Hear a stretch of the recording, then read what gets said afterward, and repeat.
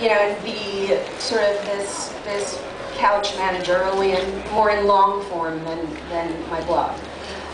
But what wound up happening is when I sat down to start writing, I wrote the first chapter really quickly, like I would say in less than 2 hours. It just kind of poured out. Of course, I went back and refined it and retooled it, but the first sitting was pretty good. And I read it back and I realized, okay, this was, I couldn't separate myself from the sport. And the first chapter is really about how I became a fan, what it has meant to my life, my childhood, what it meant to my relationship with my father, which is sort of a running theme throughout the whole book. So it wound up sort of evolving into a memoir and a love letter to the sport. Yeah, at the same time. At the same time. So, with all the different stuff you're doing with your career, from acting to baseball fanware design to charity work, what was your process? How did you find the time? Were you sneaking it in here and there, or were you having to set aside some days to just write?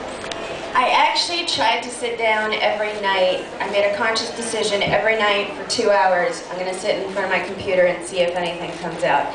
Now, a lot of the time it didn't necessarily work. That process didn't work. And it's not that I ever had writer's block. It was just more of like an ADD type of scenario where I was like, okay, I'm on the computer. Oh, let's see what's going on over here. You know, and I'd sort of lose focus. I walked around with a tape recorder a lot.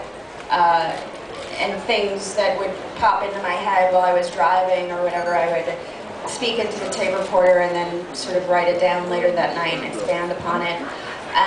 But it was, you know, it wasn't, I think the hardest part for me was about, it was important from the beginning to give the book, even though it was somewhat of a memoir, to give it a beginning, middle, and end. So the hardest part was really figuring out what that was once I had the first chapter down. So, did there end up being a lot of revising after that first draft? I mean, did that first draft have the end that you wanted it to have? I actually submitted per chapter. Instead of submitting the whole manuscript at once, I would go write a chapter and then have major discussions with my editor, who was so influential throughout this whole process, I can't even tell you. I mean, I come from, you know, I wrote my blog I've had for 5 years. And then I wrote poetry when I was a child and short stories, you know, throughout my 20s. So long form was not my thing at all. So, you know, and things that he guided me with were simple things like, you know, he'd read the chapter and he'd be like, you know, when you say so-and-so, I think that that's really interesting and I'd like to go deeper into that.